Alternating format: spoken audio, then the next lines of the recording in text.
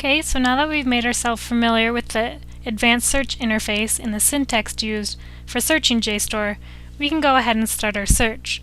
Now let's say I'm interested in finding an article on Mary Queen of Scots, and I want it in the title line. So I'm going to put the title, colon, Mary Queen of Scots. And since I put that in quotation marks, it's going to search Mary Queen of Scots in that order. But JSTOR also allows you in these little pull downs over here, you can search, if you didn't want it in the title, you could search it in the full text, the author, or the item title. You can search in the abstract or the caption. The caption is very useful for searching images, which JSTOR has quite a bit of because it's just scans of journals.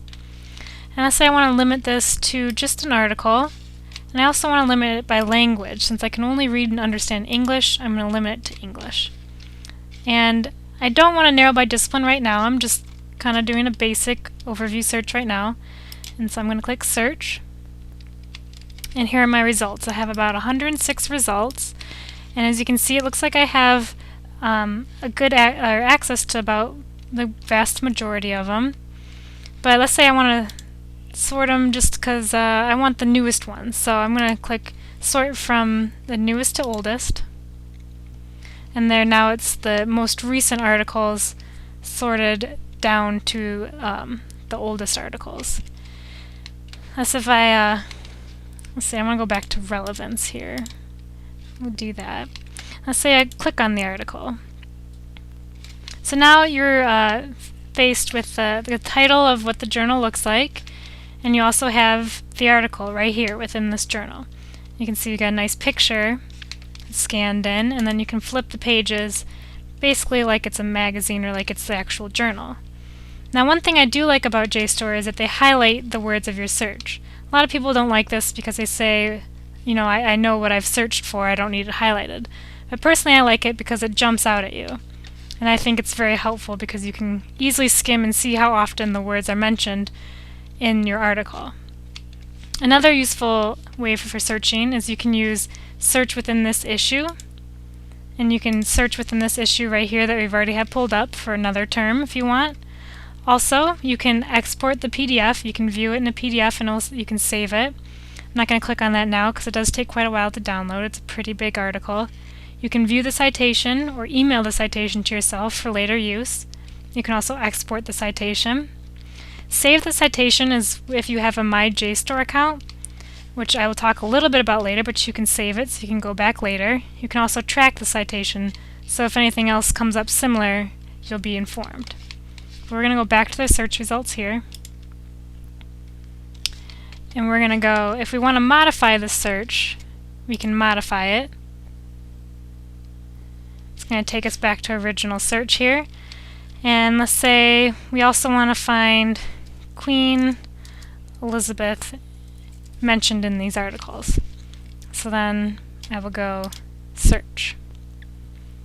So now Queen Elizabeth is also searched within our original search. Another way to do that is to click here, clear this out, and then put Queen Elizabeth in here. So that's another way instead of going all the way back. One nice thing about JSTOR is that you can save your searches, as I mentioned earlier. You can create a My JSTOR account. And let's say I want to save this under Mary Queen of Scots and Elizabeth. And then, as I said earlier, they will alert you often about new articles that relate to this.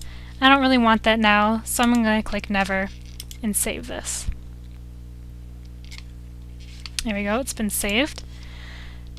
And let's say we do like this article and we forget to click it and save it to our My JSTOR account. But we did write down this article. So what do? Well, we can come back and instead of doing an advanced search, we can go to Citation Locator. And that way we can search by title, the author, you can enter in the exact volume and issue number and pages, or the ISSN if we know that, and it'll go take us right back to that article. More specific searching, and it's faster. So now that I go back, let's see, I'm going to talk something about that I really don't like about JSTOR, and that is if I click search within here, and let's say I want to search within this search again, I want to search Scotland. So now it's limiting, not by much, but now it's going to limit the search that we had previously done. In there, it's going to find Scotland, and if it's not in there, it's going to get rid of the other articles. But now let's say I'm still not quite happy with this result, still too large. Let's say I want to modify this search, again, by date. But the problem is that it takes me back to this basic page. It does not take me back to the advanced search, so I can't really limit it by date. Or if I don't really know the syntax, I can't necessarily go in and add this again by myself. So it's a little bit confusing, so I don't really like that. But then when you click advanced search, it deletes your search. And you can't go back here to recent searches and type that into this text box here. You just have to rerun that search.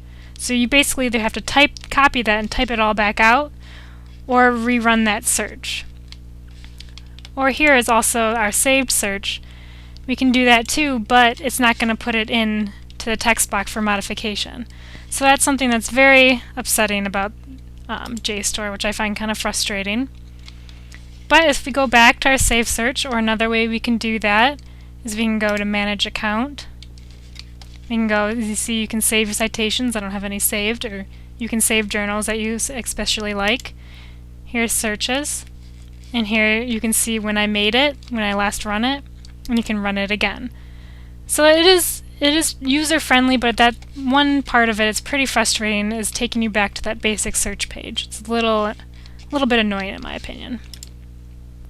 So now if we go back to the advanced search, another positive about JSTOR that I've said before is that you can limit it by certain articles that you only want, or certain disciplines that you want.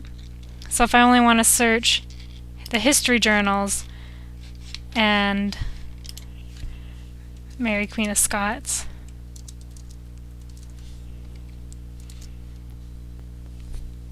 then I'm only searching the history journals. So that's also another helpful way to search. One last thing that is not very useful about JSTOR is they do not have a thesaurus. There is no way to search different terms. You'll have to basically figure them out yourself. It's a little bit of trial and error, what's going to work, what's not. I am searching for a person, so it's a little bit less complicated. But if you're searching for a word that has many definitions or many different ways to say it, you're going to have to figure out what works best for the database. But other than that, that's the way to advanced search JSTOR, and I hope you all enjoyed my presentation.